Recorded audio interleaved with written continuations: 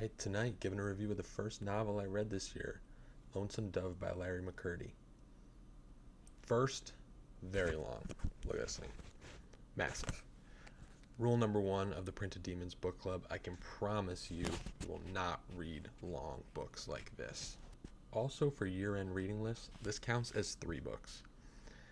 First 300 pages, 1 book. Second 300 pages, 2 books. After that, third, and you get the math after that. So this one dials in at 3 books. So those are the rules now. Let's follow them. Second, what I really liked about this book is it made a huge world feel small. And I get that it's a literary device, but, we experienced it in Game of Thrones where people would travel across oceans at the snap of a finger, like a jetpack was attached to these rickety old ships. But this book made me feel like it was possible to catch up with your old buddies out on the Great Plains and just happen to run into them at a moment's notice. And it might have been a lot like that, as these were really the first people to travel across this area and cross into Montana. And when I say the first people, I mean this very specific brand of whites. Also, what was great about this book is that it forced me to get out of my comfort zone. I wouldn't say I'm the key demographic for Lonesome Dove. This is a sprawling Western epic on the frontier, real hardcore stuff. For a guy like me, I'm a city lib, never fired a gun before, and my most common interaction with an animal is the daily spoon feeding of my precious English bulldog. What's up, Zeus? But with all that said, I was hooked, and this is one of the favorite books I've ever read. Maybe I'm just hitting that age where now I'm into Westerns, kind of like my World War II phase, the Titanic phase that has lasted my entire life, and maybe I'm just entering my Western era. And finally, what stuck out to me the most in this book is just the ode to the small characters. Larry McMurty didn't waste any time with any of his characters and really built this vast world in which all these people lived. Augustus McCrae and Woodrow Call, extremely memorable characters who did the heavy lifting in this book, but it was really some of the small-time people that really pulled at my heart and kept me interested when I wasn't just with the main Hat Creek outfit. And that's a sign of, I think, of a really good book. If when you get into these side stories, they really hold your attention and dive you deeper into that world. One character I particularly like to toast is the in-over-his-head deputy sheriff from Fort Smith, Arkansas, Roscoe Brown. Roscoe was not only not very good at his job, but constantly drunk, which endeared him to myself and probably a lot of people that read this book. And his journey begins in the book by leaving town to search for his friend, the sheriff, July Johnson, to deliver some bad news to him. But it's that moment as he leaves town that might be my favorite part of the entire book. It's just one of those scenes that you can break down, and it reads almost like a Monty Python skit in just kind of the absurdity and just the way Roscoe makes his exit from town. Pour one out for Roscoe Brown, one of the linchpins for me of the Lonesome Dove epic.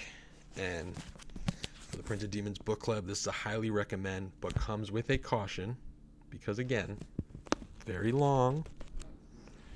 We really encourage, you to get through books. This one took me about a month, but loved it. And again, highly recommend Lonesome Dove. One character I particularly like to toast is the in-over-his-head deputy sheriff from Fort Smith, Arkansas, Roscoe Brown. Roscoe was not only not very good at his job, but constantly drunk, which endeared him to myself and probably a lot of people that read this book. And his journey begins in the book by leaving town to search for his friend, the sheriff, July Johnson, to deliver some bad news to him. But it's that moment as he leaves town that might be my favorite part of the entire book. It's just one of those scenes that you can break down, and it reads almost like a Monty Python skit in just kind of the absurdity and just the way Roscoe makes his exit from town. So with that, my first ever reading for the group, I'm going to take a little reading of this book and, give it to you as my favorite part of the book.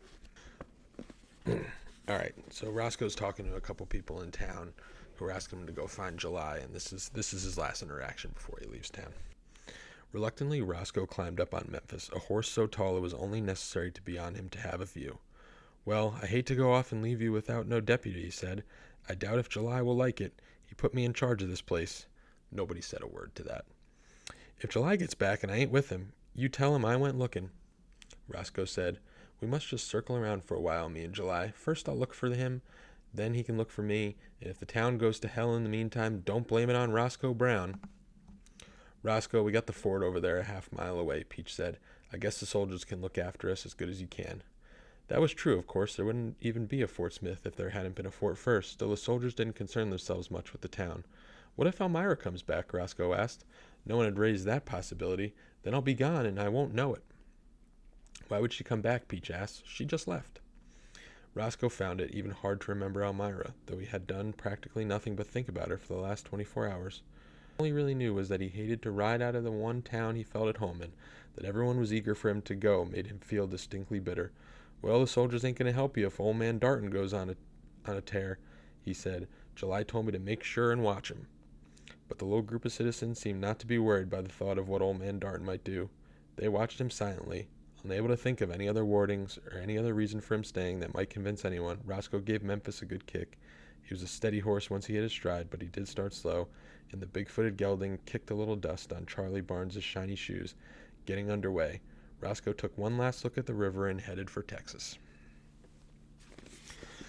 So I just really like that. It's a full scene of Roscoe just going, well, if I'm gone, what about this? And what about this? And just collectively the people in town just rolling their eyes like, well, you drunk bastard, why don't you just hit the road, and I think we'll be all right without, you doing what you do around here. So pour one out for Roscoe Brown, one of the linchpins for me of the Lonesome Dove epic.